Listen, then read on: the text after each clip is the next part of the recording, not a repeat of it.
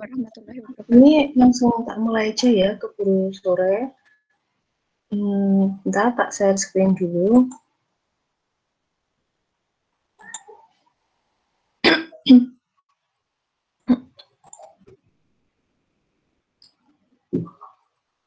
Udah muncul ya share screen-nya?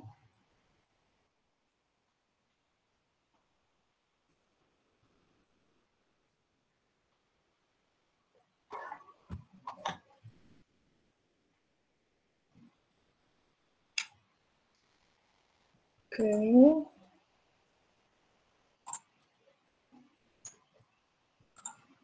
Ini soalnya udah muncul.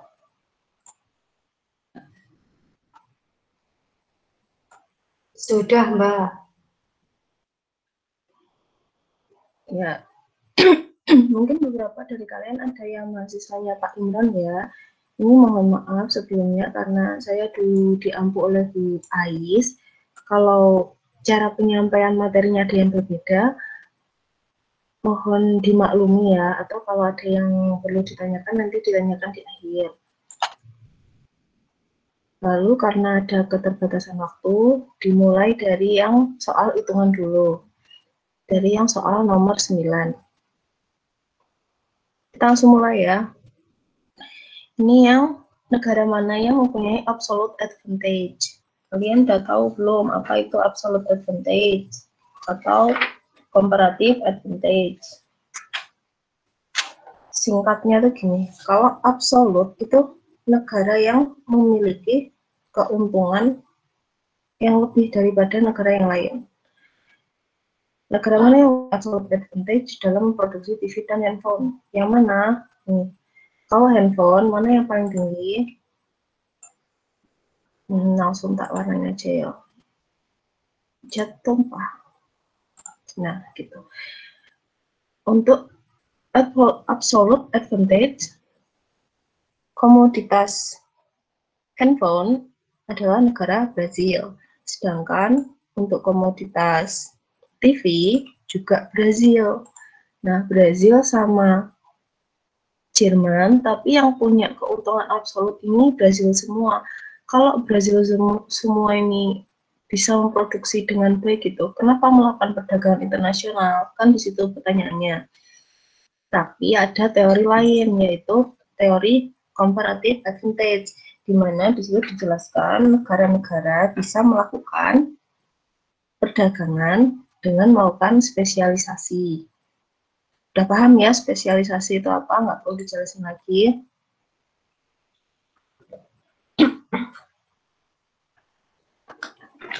Oke, langsung. Yang selanjutnya, sebutkan opportunity cost dalam memproduksi tiap-tiap produk. Opportunity cost. Apa itu opportunity cost? Ada yang bisa jelasin?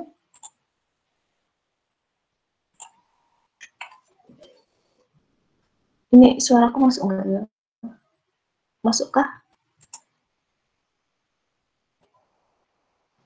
Masuk, Mbak. Masuk, Mbak. Ya udah, tak kirain nggak masuk. Ini ya, terus cara ngitung opportunity cost. Opportunity itu kesempatan. Harga kesempatan. Maksudnya ini apa? Kesempatan yang kita buang ketika kita melakukan suatu kegiatan. Misalnya nih, dengan budget 1 juta, kita bisa buat trip ke Bali atau beli emas 1 gram. Ke Bali, maka apa opportunity cost-nya? Opportunity cost atau kesempatan yang kalian punya adalah membeli emas 1 gram dan juga kebalikannya. Nah, ini caranya ngitung gimana? Gini. Kira enggak ya? Wis kok salah. Hasil kan 4 TV sama 12 handphone. Jadi tiap memproduksi 1 TV Brazil, cost-nya berapa? 14 dibagi 4 sama dengan 3.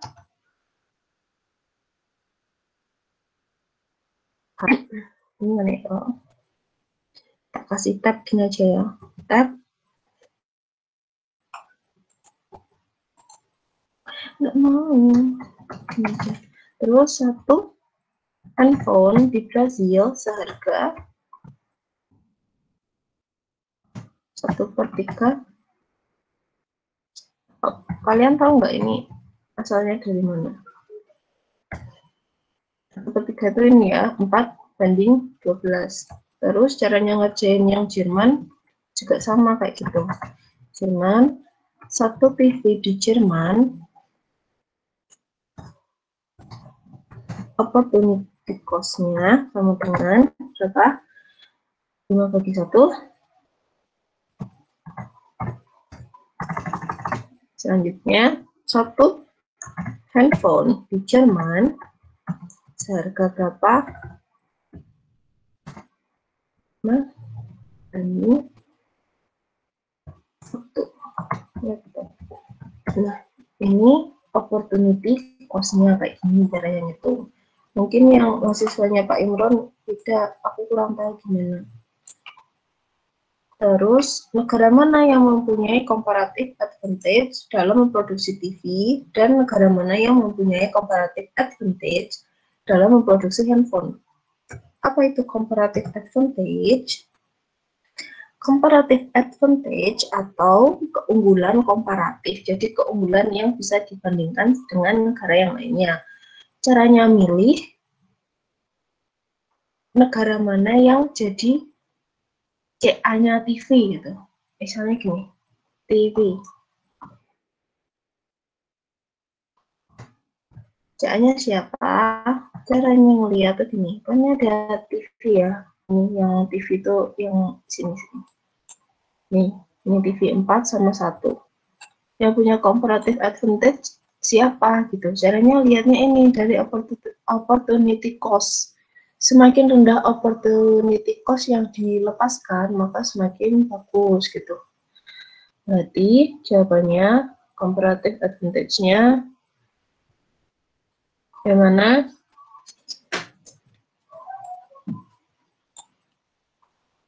Ini ya, TV sama dengan Brazil. Aku tuh bener nggak tahu jelasinnya, kok masih lupa materinya. Sedangkan untuk HP, enggak, ini insya Allah benar. Opportunity cost-nya yang mana? Maaf, salah. 1/5. Nih, 1/3 sama 1/5 itu besar mana? Besar 1/3. Jadi jawabannya yang handphone punyanya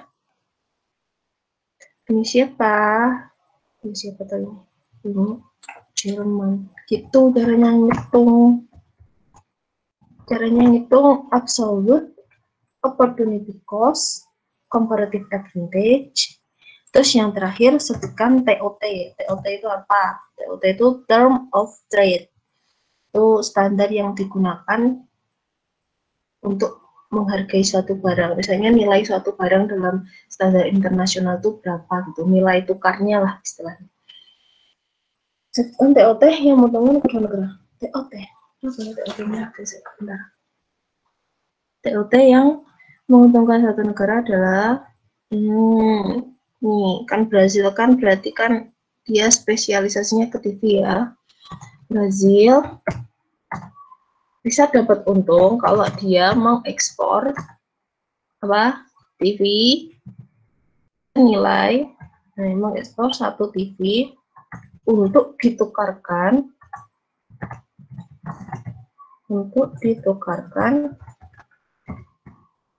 atau impor ya ini istilahnya dengan caranya ngitung TOT itu gimana?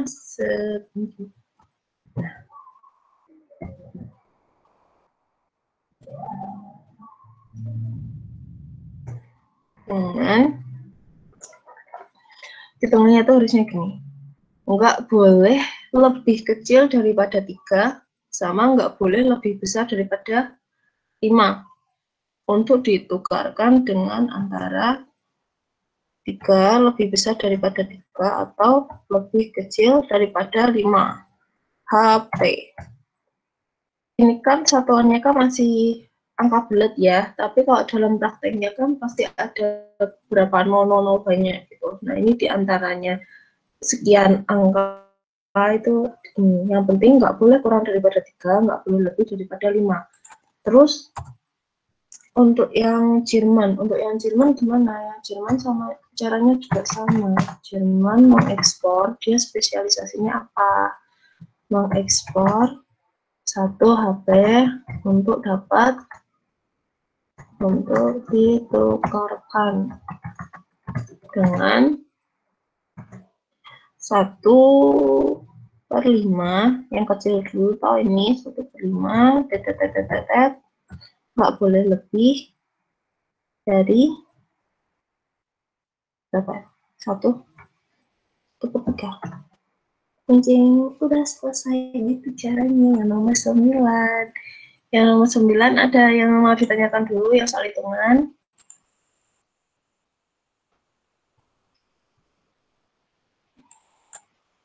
Atau mau lanjut? Lanjut aja lah ya. Nanti di akhir balik tanyanya. Terus yang mana lagi? Jelaskan dengan kurva dampak dari penetapan tarif bagi negara konsumen, produsen, dan pasar dunia di negara besar dan negara kecil. Yang ini, enggak. Yang ini tuh kalian ini enggak tahu kurvanya yang dipakai yang mana? Margin yang nomor 8 ini. Itu pakai kurva yang parsial yang ada ekspor, ada apa tuh yang ada pasar dunia, terus pasar home market sama pasar yang importirnya. Kalau ini ya, kalau bagi negara kecil tak jawab sepemahamanku, nanti kalian yang nambahin sendiri ya. Ini jangan dijadiin acuan buat ngerjain besok. Untuk negara kecil, karena harga yang ditetapkan atau tarif yang ditetapkan oleh negara kecil itu enggak mempengaruhi harga dunia. Enggak bisa mempengaruhi karena jumlah ekspor impornya itu kecil, yang pertama. Terus, aku ada kurvanya. Bentar, saya tak tampilkan. Ini yang komparatif tadi. Atau ini nanti filenya tak kirimkan ke mail. Bentar ya.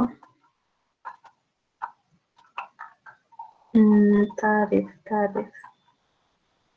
Samaan. Nah.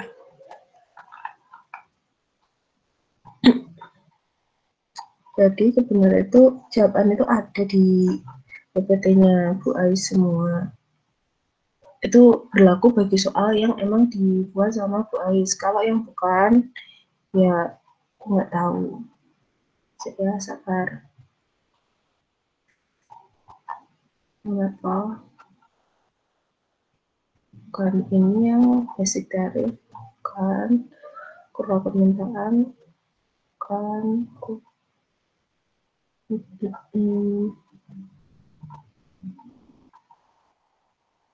dampak penerapan tarif. Ini. Tadi yang negara kecil dulu ya. Bagian negara kecil nih, negara tidak bisa mempengaruhi harga-harga di pasar dunia ketika mengenakan tarif pada produk yang keluar masuk negaranya karena jumlah permintaannya tidak signifikan dibanding total permintaan dunia. Atau yang tadi, jumlah permintaan ekspor impor negara kecil itu jumlahnya nggak sebanding, nggak bisa mempengaruhi. Misalnya kayak negara Laos gitu ya, mereka kan ekspor apa, impor apa gitu. Jumlah ekspor impor mereka itu nggak bisa mempengaruhi harga market world atau pasar dunia. Berbeda kalau yang ekspor impor itu misalnya Cina, Rusia, itu kan negara gede. Jumlah kuantiti yang mereka ekspor dan impor itu kan juga banyak. Itu perubahan harganya bisa mempengaruhi harga dunia gitu. Jadi untuk dampaknya ini bagi negara produsen pasar negara kecil tidak berpengaruh signifikan karena dalam prakteknya komoditas, kalau banyak tuh komoditas seperti komoditi ya,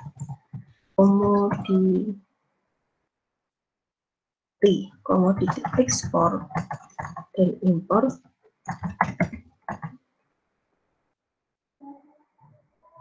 tidak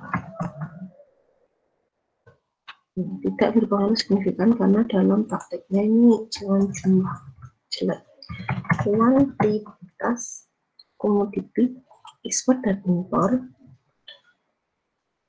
tidak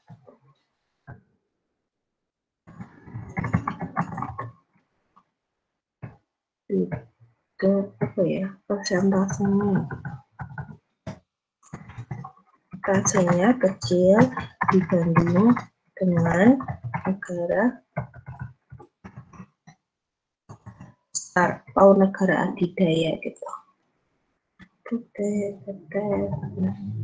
Negara kecil tidak berpengaruh signifikan karena dalam prakteknya kuantitas komoditi ekspor dan impor persentasenya kecil dibanding dengan negara besar. Lalu ini ada lalunya. Kalau negara kecil biasanya ya, misalnya impor harga beras gitu kan mahal, itu harganya tetap ini perubahannya konstan, perubahan harga konstan. Kenapa kok bisa konstan? Harga konstan. Kenapa kok bisa konstan? Karena kalau di negara kecil tuh biasanya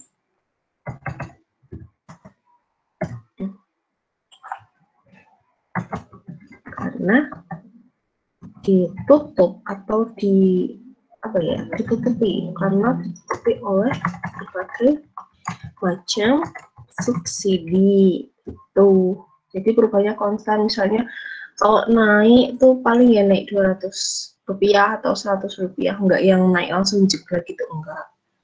Terus lanjut ya, yang negara besar. Kalau negara besar, apa itu efeknya? Jelaskan dengan kurva dampak penetapan tarif bagi negara konsumen. Oh iya, saya ketinggalan nih, Deng. Yang kurva yang ini ya, negara kecil. Kurva negara kecil tuh pakainya ini.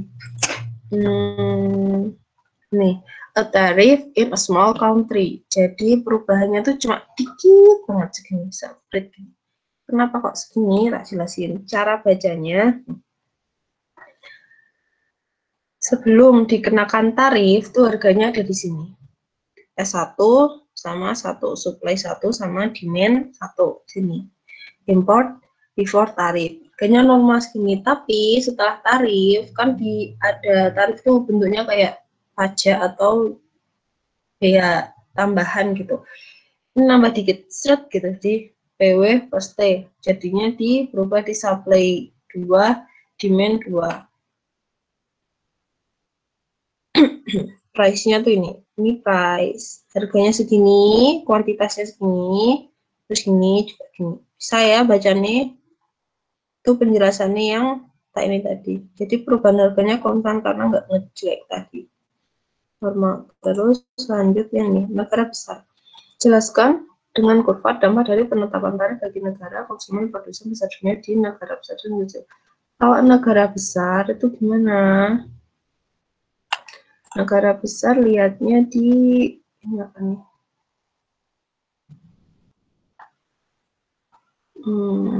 Bukan ini non tarif dan yang atasnya. Kita baca kurva yang jeng-jeng yang ini, penetapan dampak tarif nih. Produsen domestik akan meningkatkan supply dan konsumen domestik akan mengkonsumsi lebih sedikit. Ini ribet lah aku jelasin cara bacanya ini.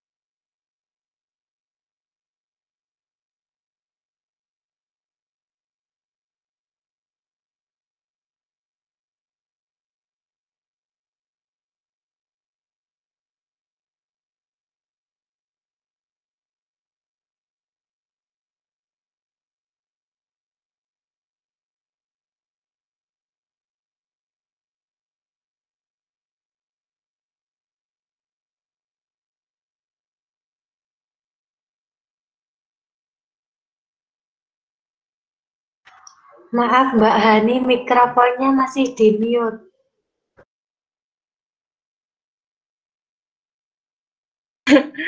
Maaf ya.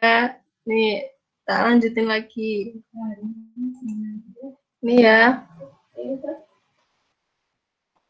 Yang nomor 2 nih, yang gampang biar besok nggak makan waktu ngerjain. Hexer-Ohlin itu dua orang ya, Hexer sama Ohlin. Teori HO menjelaskan apabila suatu negara berkonsentrasi pada produk padat karya,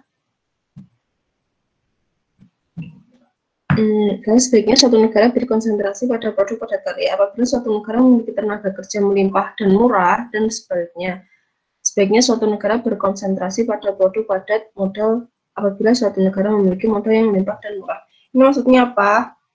Teori Hexer-Ohlin itu didasarkan pada teorinya David Ricardo yang comparative advantage. Makanya ada pernyataan seperti ini. Kenapa kok kayak gini? Maksudnya gimana ya? Kok aku lupa.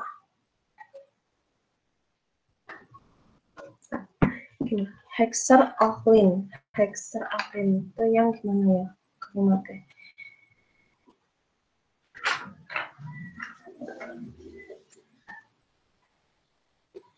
Ketika suatu negara berkonsentrasi atau melakukan spesialisasi, maka mereka akan memiliki komoditas untuk ditukar.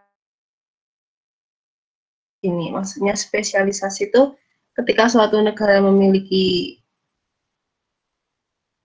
tenaga kerja atau labor yang murah dan banyak, itu bisa disalurkan ke produksi padat karya. Misalnya apa? Kayak pabrik tekstil gitu, itu kan butuh tenaga kerja yang banyak, labor yang banyak, terus pabrik boneka dan lain-lain. Nah, itu spesialisasi yang dimaksud di sini. Selanjutnya, suatu negara berkonsentrasi pada produk padat modal apabila memiliki modal yang melimpah dan murah. Maksudnya modal apa ini? Tenaga kerja terdidik itu maksudnya padat modal ya. Misalnya kayak negara yang udah maju, yang Jerman itu kan teknologinya bagus, modalnya juga bagus, jadi mereka bisa memproduksi seperti kayak kendaraan, kayak komputer, itu kan butuhnya yang padat modal bukan padat karya, kayak gitu ya. Kalau jelasin perdagangan Hexer-Ohlin, yang pertama itu didasarkan pada teorinya David Ricardo comparative advantage dengan melakukan spesialisasi untuk bisa melakukan perdagangan internasional. Singkatnya gitu. Terus terdapat 4 efek yang ditimbulkan. Bentar, ini tak anu dulu ya. Tak biar enggak tiba-tiba keluar. Nih, selanjutnya yang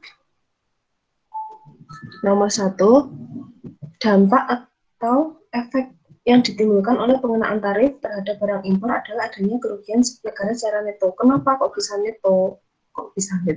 Kenapa kok bisa rugi impor kok malah rugi? Kenapa? Karena kalian ini harus paham dulu maksudnya 4 dampak atau efek yang ditimbulkan. Ini ada juga kok di PPT. Kasih lihat ya. Dampak.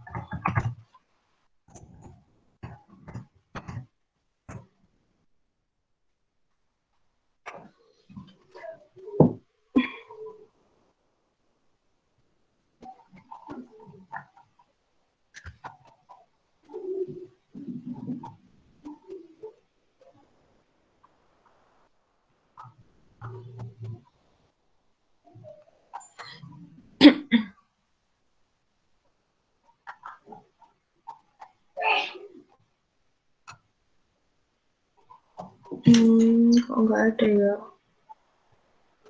Bentar. Konsumsi, dampak konsumsi.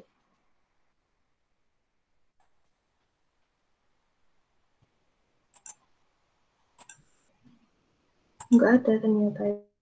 Ayo, tak jelasin ini aja, intinya aja. Apa itu price effect? Price effect adalah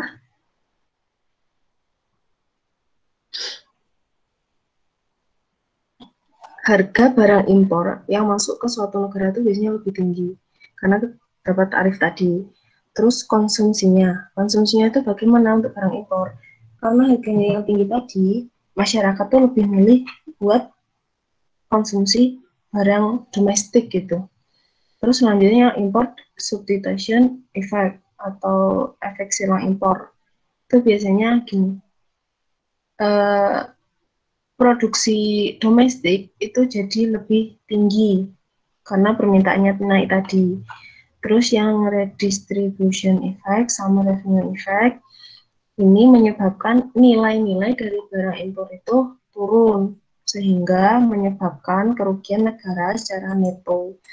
Jadi tuh jelasin yang dari awal sini seret gitu terus ke kerugian secara neto. Tapi biasanya kerugian secara neto ini dirasakan oleh negara kecil, bukan negara yang besar tadi ya. Terus nomor 1, 2, yang ini, yang ini sama ya, kayak ini. Kayak nomor 9 itu lah ngerjain sama kayak gini, tapi di belakangnya tuh kalau JS Mil ada tambahannya. Kalau JS Mil itu nggak cuma jumlah komoditasnya aja, tapi waktu yang digunakan gitu. Kalau misalnya kan ini ya, ini kan 10-10 sama, beda sama ini. Kalau kan beda semua. Ini nanti yang jadi keunggulan atau yang jadi CA-nya itu waktu yang digunakan untuk memproduksi barang. Biasanya kalau jumlahnya sama kayak gitu. Terus ini ya udah ada urat-uratannya nanti tak kirimkan. Terus lanjut, untuk mengetahui posisi suatu negara sebagai importer atau eksportir dapat dijelaskan secara sederhana dengan kurva dengan yang menggambarkan tentang terjadinya ekspor impor secara parsial. Ini kayak aku nggak dapet deh. Jadi yang 4, 5, sama 6 ini Bu Ais nggak dapat. Tapi kalau yang 7 ini kan global ya, ini semua dosen ngajarin. Ini kan tinggal penerapan dari teori-teorinya. Ya supply chain, global, pasar modal, dan perdagangan internasional. Mungkin kalau pasarnya pasar kecil gitu, misalnya satu negara gitu, itu nggak terlalu berpengaruh. Kalau negara kecil, tapi beda lagi kalau negara China atau Amerika yang melakukan ini, yang melakukan yang kena dampak pandemi. Jadi mereka kan nutup jalur buat ekspor impor buat menuhin kebutuhan di negaranya sendiri dulu, baru mikirin negara yang lain. Nah ini pengaruhnya baru kerasa ke negara kecil. Tapi kalau negara kecil nggak terlalu berasa di global atau di internasional. Ini nanti waktunya sampai jam berapa ya?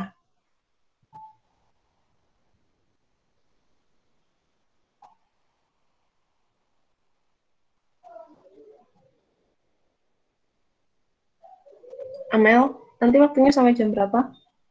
Jam 4:30, Mbak. 4:30. Ini masih ada 15 menit.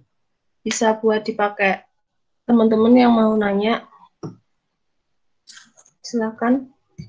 Baik, Mbak. Untuk Mas dan Mbak yang ingin bertanya, silakan mengetikkan izin bertanya di kolom komentar.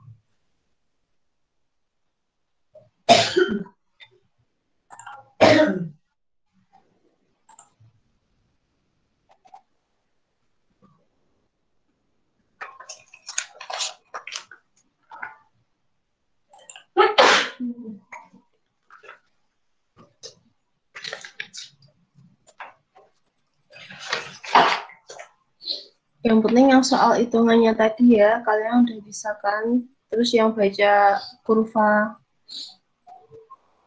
tarif buat negara besar sama negara kecil itu di PPT juga udah ada, tinggal gambar ulang kurvanya sama di bawahnya itu ada penjelasannya sebenarnya, tapi penjelasannya itu lebih ke cara baca kurvanya.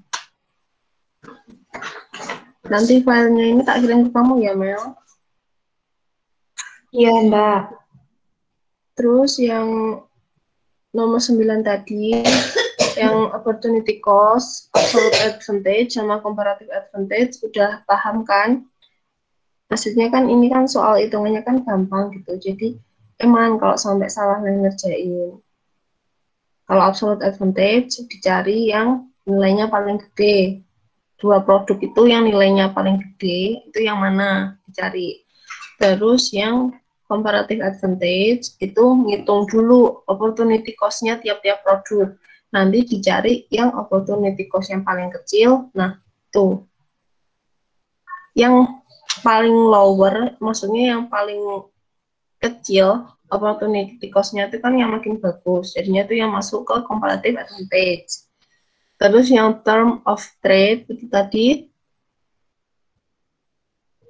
perdagangan atau iya, perdagangan yang pokoknya bisa menguntungkan kedua belah pihak gitu. Walaupun tadi kan kalau dipikir absolute advantage-nya dimilikin sama Brazil semua. Cuma ketika udah dihitung comparative advantage, ternyata kedua negara tersebut masih bisa melakukan perdagangan dengan TOT atau jumlah komoditas yang harus ditukar itu berapa gitu.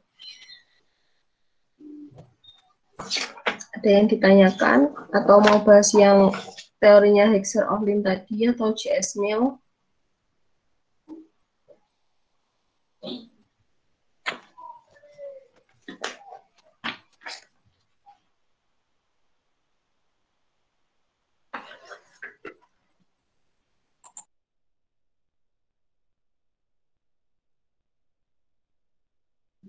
Bagi Mas Mbak yang ingin bertanya, silahkan menuliskan izin bertanya di kolom komentar.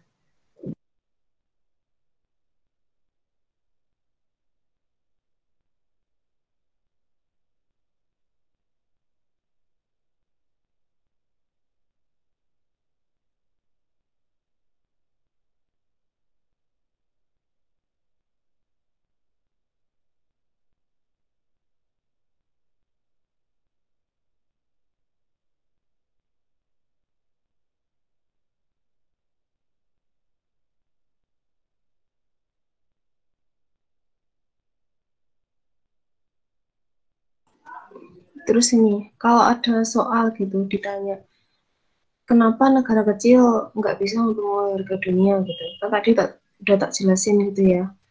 Terus kalau bagaimana negara besar mempengaruhi harga pasar dunia? Kalian bisa jelasinnya nggak?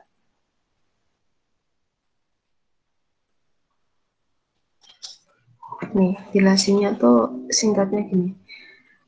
Pasca pandemi atau setelah masa-masa ini ya, misalnya Cina gitu. Cina kan dia merupakan industri manufaktur yang paling gede gitu. Di sana kan punya pabrik-pabrik.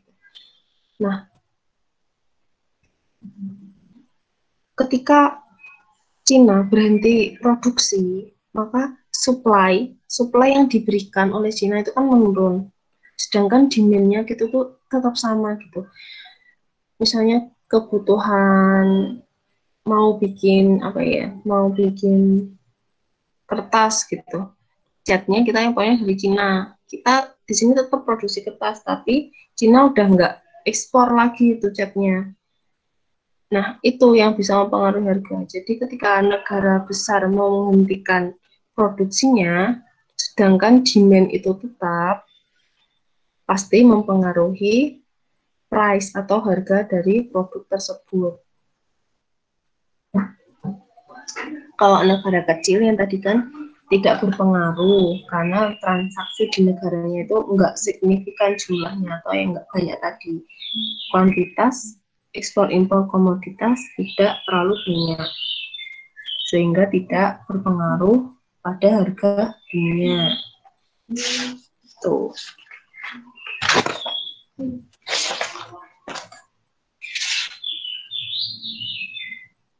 Terus apa yang lagi ya?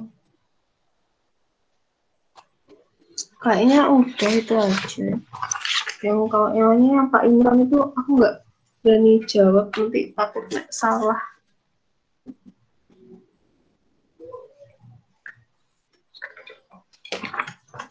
Atau waktunya yang tinggal dikit ini dimanfaatkan buat ngerjain yang JS-nya aja.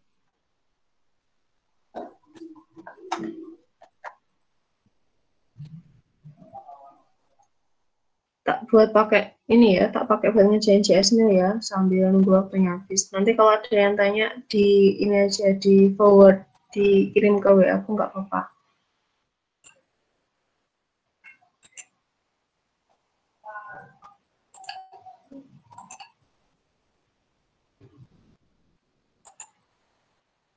Udah aku share ya. Ini yang JS Meal. Dasar tukar dalam negeri. Kalau di internasionalnya tadi yang TOT.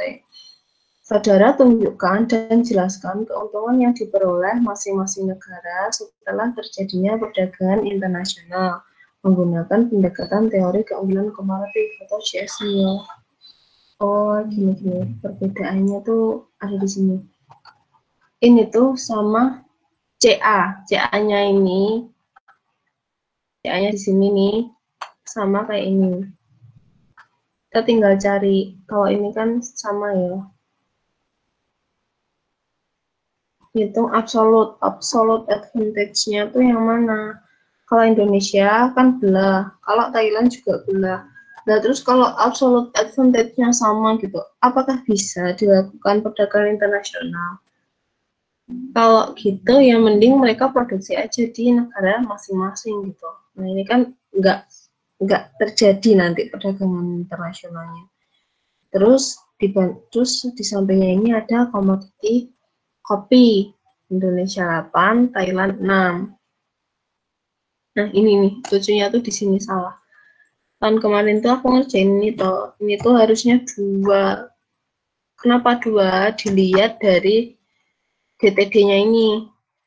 Kalau DTD ini tuh dapatnya dari mana? 1 satuan gula sama dengan 1,5 kopi. 1 gula di Indonesia dapatnya 8 kopi, 12 dibagi 8 sama dengan 1,5. Terus kalau yang Thailand 12 dibagi 6 sama dengan 2 satuan kopi. Kalian harus teliti ya kalau ngerjain soal, kadang kan ada yang kayak gini. Nah, terus gimana cara ngitungnya? CA-nya itu, CA-nya kopi yang mana, CA-nya gula yang mana gitu. Tadi kan kalau opportunity cost dilihat dari yang paling kecil. Yang paling kecil kan ini Brazil. Brazil berarti TV. Terus ini lihat opportunity cost-nya yang paling kecil itu yang mana? Ini berarti Indonesia opportunity cost-nya ada di kopi gitu. Terus opportunity cost-nya Thailand ada di gula, walaupun sama-sama 12, tapi mereka ini bisa melakukan perdagangan internasional kalau Thailand melakukan spesialisasi di komoditas gula dan Indonesia melakukan spesialisasi di komoditas kopi gitu. Jadi walaupun ininya sama, mereka tetap bisa berdagang dengan melakukan spesialisasi. Itu yang JS Meal. Terus nih nanti TOT-nya kalian ngerjain sama aja. Kalau gampangnya tuh kerjain aja dari awal nih. Dari yang A, B, C, D. Kalian cari absolute advantage memproduksi TV dan handphone tuh yang mana. Negaranya disebutin. Tadi kan gula sama kopi. Gula absolute advantage-nya siapa? Terus kopi siapa? Terus opportunity cost kalian bikin kayak gini. Terus CA-nya tuh siapa aja kayak gini. Terus sebutkan term of trade. Nanti keuntungannya selisihnya ini. Ini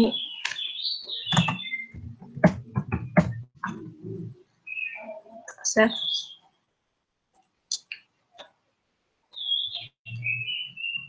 Udah ini ya. Tinggal 6 menit lagi.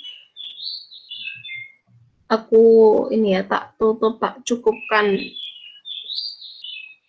presentasi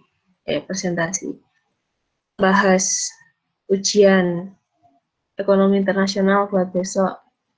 Kalau ada yang mau ditanyakan, tinggal 6 menit, atau Amel mau nutup aja ini, silahkan, tak balikin ke Amel.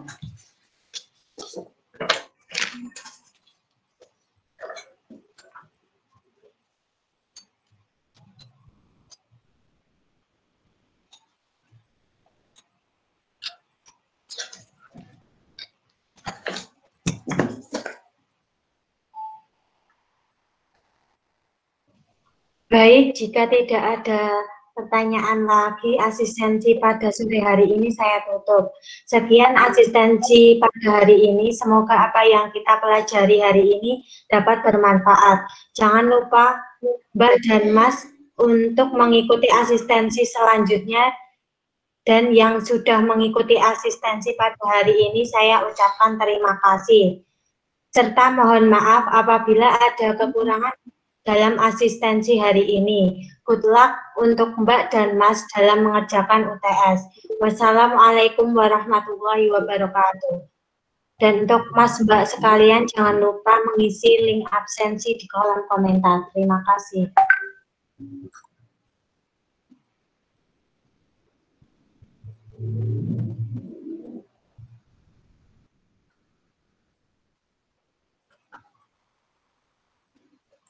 Oke, Bang Bu Eli.